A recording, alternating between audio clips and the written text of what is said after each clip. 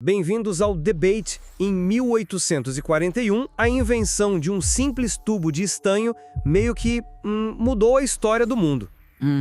Literalmente. Pois é.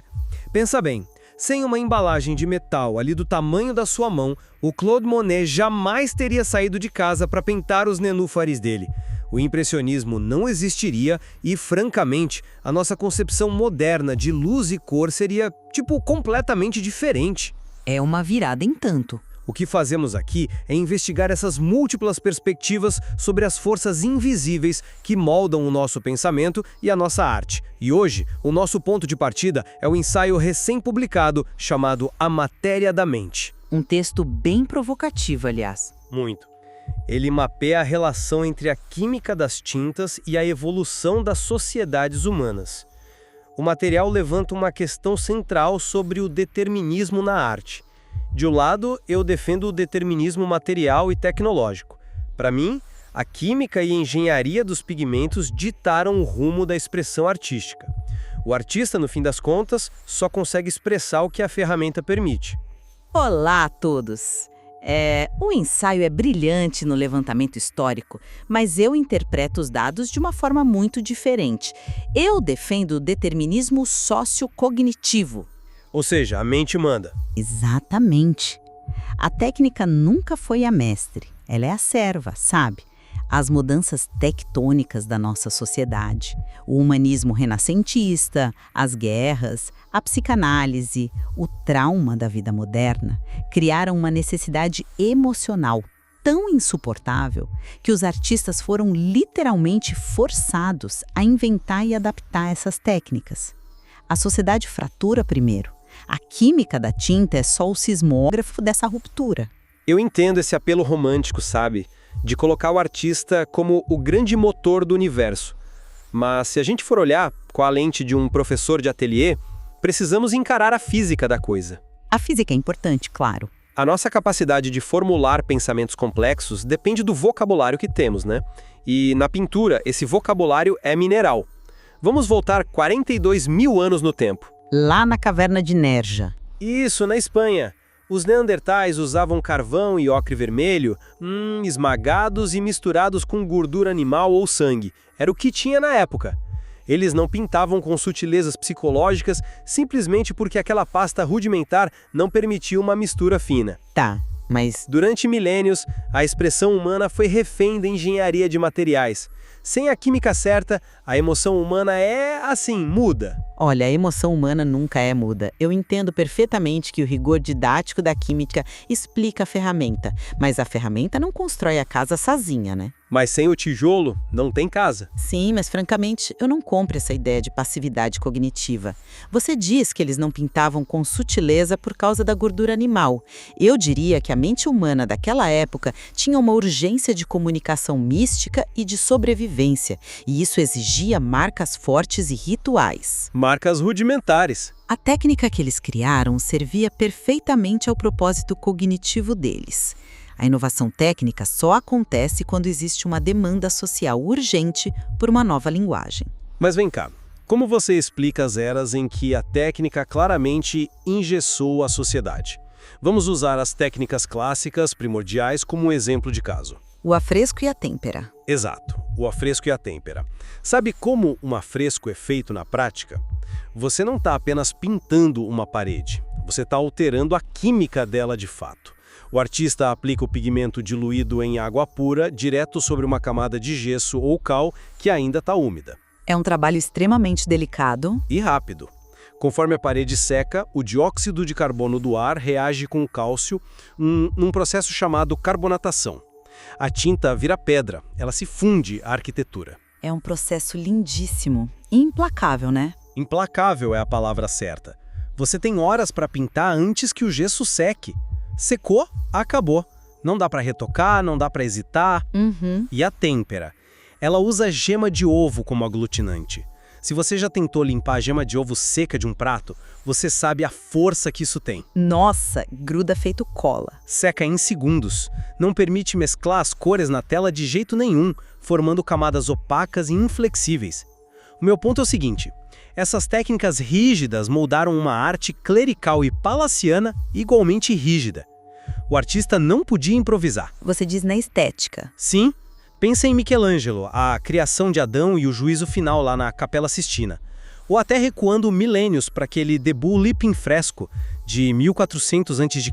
em Creta, a monumentalidade, as poses estáticas, a sensação de que o tempo está congelado, tudo isso foi ditado pela cal úmida que secava sobre o pincel. A química aprisionou a expressão. Espera aí, você está invertendo a causa e o efeito de uma maneira muito conveniente.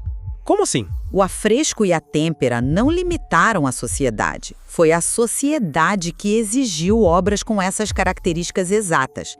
Pense na têmpera que você descreveu agora há pouco, de secagem rápida e inflexível, e olhe para o seu maior expoente no Renascimento, Sandro Botticelli. Certo, o grande mestre da linha fluida. Exato. Se você analisar 3 obras-primas absolutas dele, O Nascimento de Vênus, A Primavera e A Adoração dos Magos, o que você vê ali?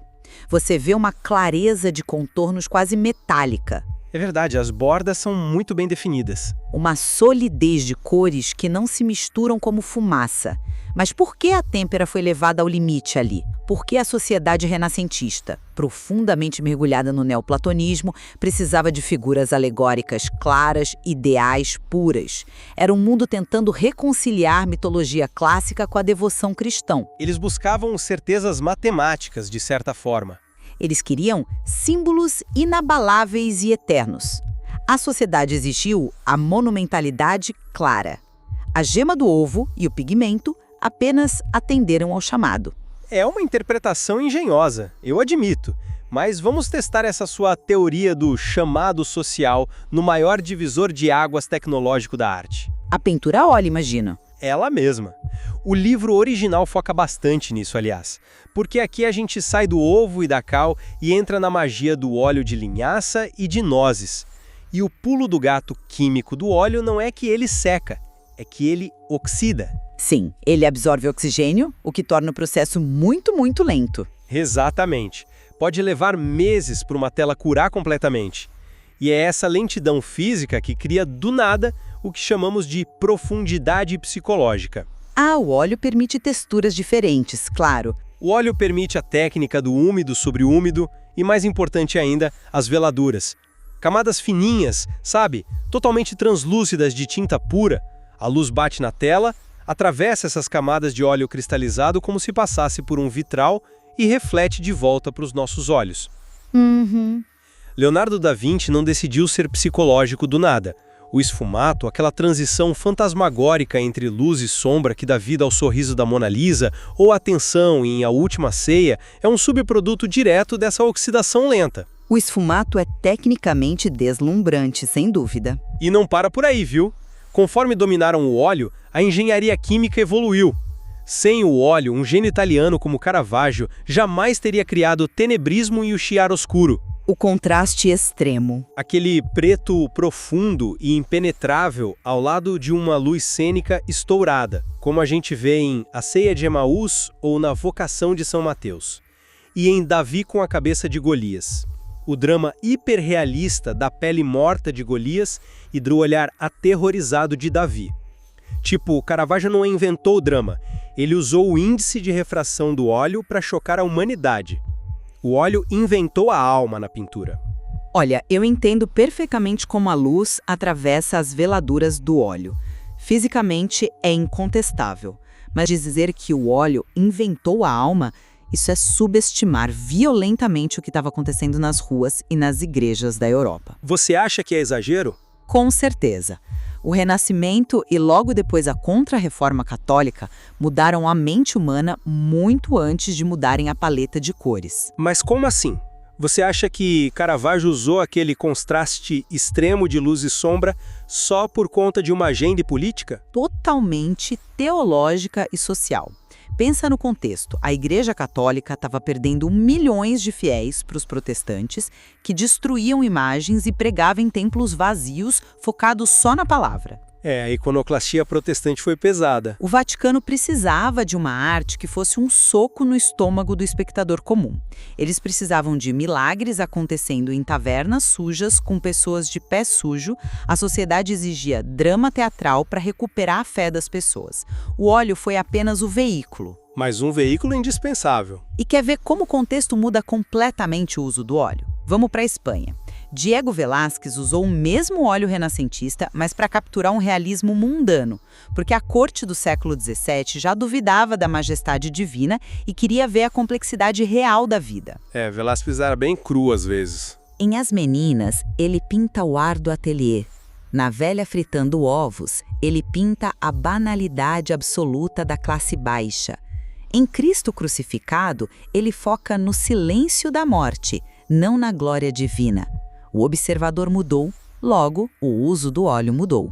Tudo bem, a intenção importa, eu concedo isso. Mas mecanicamente ele só conseguiu pintar o brilho do ovo frito na panela quente porque a textura oleosa permitia esse tipo de reflexo especular. Tá, mas e quando o artista vai exatamente contra a sutileza do óleo? Veja a técnica do impasto. Aquelas camadas grossas. Isso, é quando o pintor pega tinta grossa, quase como uma pasta de dente, e aplica montanhas dela na tela, com espátula ou pincéis duros. Rembrandt fez isso como ninguém. Se você olhar de perto o autorretrato com boina do Rembrandt, as rugas do rosto dele são literalmente esculturas tridimensionais de tinta. Fica quase em relevo. Porque ele abriu mão das veladuras polidas, porque o humanismo comercial e protestante de Amsterdã queria a verdade crua, eles queriam a falibilidade da velhice. Rembrandt forçou a química do óleo a ser áspera, para espelhar uma verdade emocional. Mas repara numa coisa, isso corrobora que a química suportava essa alteração, né? E no romantismo? Pega o Francisco de Goya.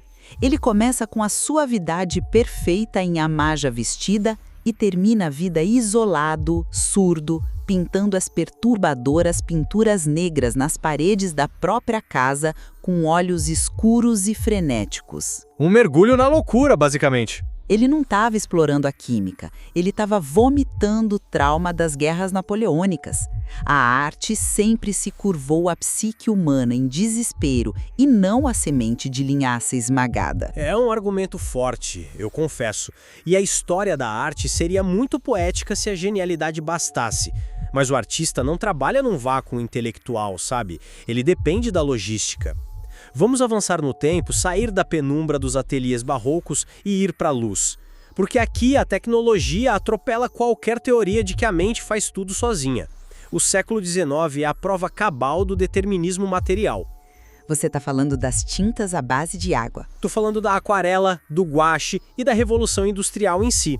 Primeiro a gente precisa entender que a aquarela, que são pigmentos finíssimos flutuando em água pura, e o guache, que mistura essa água com goma arábica e um pigmento branco para criar opacidade, eles não existiriam como conhecemos sem a engenharia de papel. O papel de algodão. Exato. Fabricar papéis de algodão prensados com gramatura pesada o suficiente para não derreterem sob a água foi um triunfo mecânico gigantesco.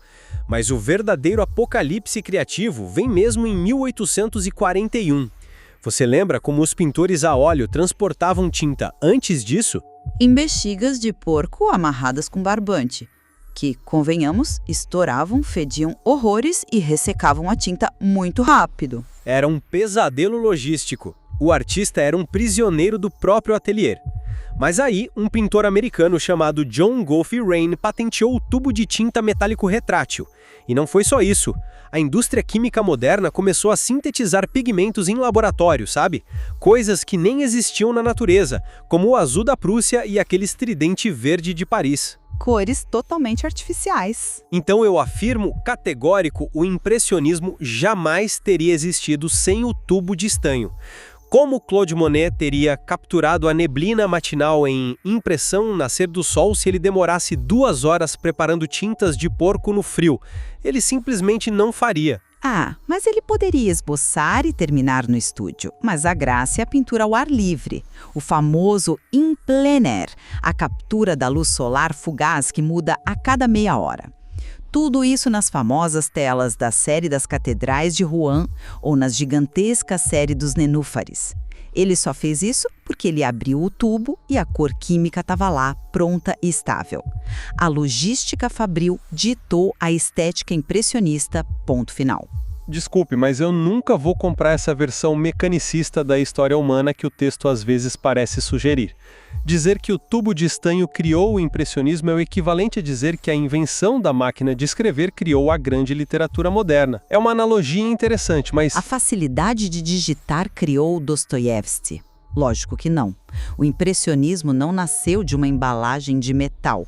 Nasceu de uma crise existencial profunda provocada por uma tecnologia rival. Rival, a câmera fotográfica. Você acha que a fotografia assustou os pintores a ponto de eles mudarem de estilo tão drasticamente? Assustou não, deixou eles desempregados mesmo. Pensa na sociedade do século XIX. Quando o daguerreótipo surge, o público olha para os pintores clássicos e diz, tipo, nós não precisamos mais de vocês para retratar um rei ou registrar a realidade com perfeição acadêmica. Uma caixa de madeira com lentes faz isso em segundos e muito mais barato. O monopólio da imagem acabou ali. A câmera roubou a função social do pintor. E isso forçou esses artistas a fugirem para o único território onde a lente fotográfica de vidro não conseguia entrar. A emoção, o movimento do vento, a atmosfera invisível, a impressão visual do momento. O tubo estava no bolso deles sim, mas foi o medo de ficarem irrelevantes que os jogou para fora do ateliê. O tubo de metal foi a prancha de salvação então, porque sem ele eles afundariam. Foi a conveniência, mas o ímpeto, a motivação principal era de sobrevivência identitária. E se você quiser ver a prova de que a mente lidera a matéria, olhe para o pós-impressionismo com o Vincent van Gogh. Ele usou a mesma tinta industrial do tubo de Monet, certo? Sim, a mesma tecnologia básica. Mas olhe as 3 maiores obras dele. A Noite Estrelada, Os Alucinantes Girassóis e aquele cenário claustrofóbico de O Quarto do Artista em Arles. Ele usa aquele impasto extremo, montanhas de tinta que demoravam semanas para secar por dentro. Ele gastava uma fortuna em tinta, inclusive. Ele não fazia isso porque as fábricas produziam tubos fáceis de espremer. Van Gogh usava pinceladas agressivas, espessas, circulares e vibrantes como uma linguagem visceral. Ele tentava traduzir um caos emocional absoluto, a solidão e o barulho espiritual da vida moderna que asfixiava ele. A química não o obrigou a pintar estrelas girando como redemoinhos. A mente dele, atormentada e febril, encontrou no óleo o reflexo de si mesma. Olha, eu concordo que o tormento era bem real. Mas repito, Van Gogh não poderia empilhar aquela tinta toda na tela se o óleo de secagem prolongada não estivesse quimicamente formulado para aguentar aquele peso sem trincar instantaneamente e cair no chão, né? A matéria suportou a angústia. Mas a angústia veio primeiro. Porém, se a sua tese é de que a vida moderna altera a arte, vamos dar o salto final para a nossa era, o século XX e as inovações contemporâneas. Sabe como surge a tinta acrílica lá nos anos 30 nos Estados Unidos? Sei, e o contexto industrial não me escapa. Nasceu da indústria automotiva e da construção civil. Exato. É pigmento suspenso em uma emulsão de polímero acrílico. Ou seja, plástico. Dilui-se em água, não tem cheiro forte de solvente, mas o impressionante é a velocidade. O acrílico seca em minutos. E uma vez seco, torna-se uma película plástica impermeável e indestrutível. Não dá tempo de pensar muito. Não há tempo para a meditação letárgica do óleo. O artista pinta na velocidade do pensamento. E hoje pulamos para a pintura digital, softwares onde o pigmento é um feixe de luz num monitor de LED e o pincel é um código binário. Não há tempo de secagem. Existe o atalho supremo, que é o botão desfazer. A asepsia da tecnologia? A perfeição imediata, asséptica, infinita. Eu olho para o acrílico e para os pixels e vejo o espelho exato da nossa sociedade atual. Hiperacelerada, descartável, plástica e extremamente tecnológica. Nossa cognição está refém da velocidade do pixel. A sociedade material dita o ritmo da nossa mente, e não o oposto. Essa é a sua cartada, que o plástico e o pixel provam que a nossa mente é moldada pelas ferramentas velozes que criamos? Basicamente. Deixe-me responder com a minha cartada final e ela envolve um retorno ao passado para provar quem realmente manda. Se o determinismo material fosse a lei absoluta da física e da arte, então as maiores rupturas intelectuais e estéticas do século XX teriam sido feitas obrigatoriamente com essas novas tecnologias, como o acrílico ou as telas brilhantes. E você acha que não foram? Mas não foram. A velha, viscosa e tradicional tinta a óleo, aquela de séculos atrás, foi a ferramenta escolhida para destruir as fundações da civilização moderna. E você vai usar o Picasso agora, não vai? Obrigatoriamente. O cubismo de Pablo Picasso. Em Les Demoiselles d'Avignon, ele destrói impiedosamente 500 anos de perspectiva acadêmica geométrica. Ele pega a realidade e a fragmenta como um espelho quebrado, mostrando frentes e perfis simultaneamente. A desconstrução da forma. E mais tarde com a brutal e acinzentada Guernica.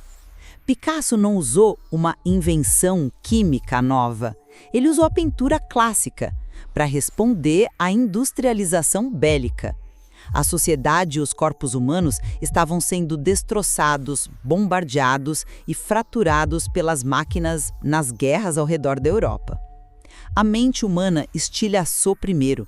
As telas de Picasso apenas documentaram esse colapso neurológico. Mas vem cá, ele ainda precisou da tela plana e da opacidade específica do óleo negro e preto para dar aquele ar de página de jornal impresso à Guernica. Sim, mas o controle esteve o tempo todo na mão do intelecto. E o que dizer do surrealismo? O espanhol Salvador Dalí. Pensa numa das pinturas mais icônicas da humanidade, a persistência da memória. Aqueles relógios moles derretendo numa paisagem desértica. Uma imagem inesquecível. Técnicas mais antigas e conservadoras de veladura renascentista com um perfeccionismo que faria o Da Vinci chorar de emoção. Mas por que ele usou a técnica clássica mais rígida para retratar a loucura absurda? Pelo contraste? Por causa do gatilho social chamado Freud. A ascensão da psicanálise, a descoberta do inconsciente humano e do poder dos sonhos destrancaram uma nova porta na mente. A sociedade descobriu que a razão era uma farsa. Dali pegou o óleo, a ferramenta mais racional já inventada, e o forçou a pintar o irracional. O pigmento continuou exatamente igual ao do século XVI, mas a mente ocidental nunca mais foi a mesma. Confesso que essa imagem do Dalí subvertendo a racionalidade da técnica com o sonho freudiano é muito poderosa. Chegamos a um ponto de convergência formidável aqui. Quando lemos o ensaio que baseia o programa de hoje, sabíamos que ele abriria portas grandes. Com certeza. É uma viagem incrível. Percorremos as paredes ásperas da caverna de Nerja, a parede implacavelmente úmida do afresco italiano, o escuro dos estúdios barrocos com o cheiro de óleo oxidando, vimos as pradarias abertas francesas, salpicadas de azul da Prússia em tubos e chegamos aos laboratórios plásticos modernos. Uma evolução material fascinante. O que eu penso que concordamos plenamente é na nossa admiração estarrecida pela genialidade contida nesse processo mecânico. Da minha parte, eu continuo fascinado por como o domínio dessas moléculas, do gesso à emulsão polimérica, providenciou o alfabeto visual para os artistas. Sem a engenharia das tintas, a voz da humanidade não ecoaria na história. A mensagem depende inteiramente do meio. A maravilha física dos materiais é indiscutível, eu concordo.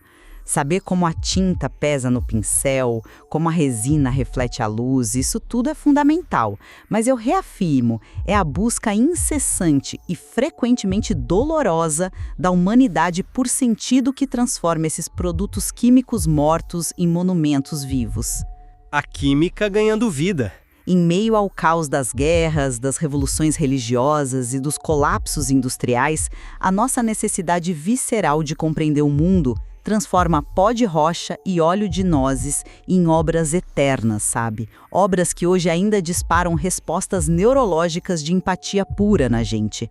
A técnica é infraestrutura, mas a força da gravidade é totalmente humana. O que torna a experiência de observar um quadro infinitamente mais rica quando entendemos as duas pontas da corda. Saber como a luz bate diferente no impasto violento do Van Gogh do que nas finíssimas veladuras transparentes de Caravaggio, isso simplesmente muda a nossa cognição. E a beleza real disso é que quem está nos ouvindo não precisa concordar com nenhum de nós dois para vivenciar isso. Com certeza, nós temos instituições maravilhosas acessíveis a todos. Basta pensar num passeio por lugares como a Pinacoteca do Estado de São Paulo ou caminhar ali entre os cavaletes de vidro do MASP. Estão repletos de telas originais que ilustram maravilhosamente bem essa tensão evolutiva desde os traços rígidos imperiais à explosão anárquica do modernismo. Estão todos lá, prontos para serem desafiados e admirados. Sem dúvida, fica aí o convite. O debate não está aqui para fechar portas com uma verdade definitiva, nem declarar vencedores. O nosso papel é tensionar essas cordas invisíveis que amarram o avanço dos laboratórios de química aos grandes corredores da evolução social. Exatamente. Então, repasso a bola para você que nos ouviu. Pense nisso. Se não temos as palavras, o nosso pensamento se cala. Da próxima vez que você parar em frente a um quadro gigante e notar as sutis rachaduras da tinta a óleo centenária ou o escorrido violento de um acrílico moderno, faça a pergunta a si mesmo. Será a técnica ou a mente? O que você está vendo ali é o retrato do limite de uma tecnologia de época ou é o reflexo inescapável da angústia da mente de uma sociedade inteira? O veredito de onde nasce a fagulha da criação ficará para sempre no olhar de quem observa as telas. Reflexões para a próxima visita ao museu. Obrigado pela companhia e pelo engajamento de sempre. Voltaremos em breve com mais provocações no The Debate.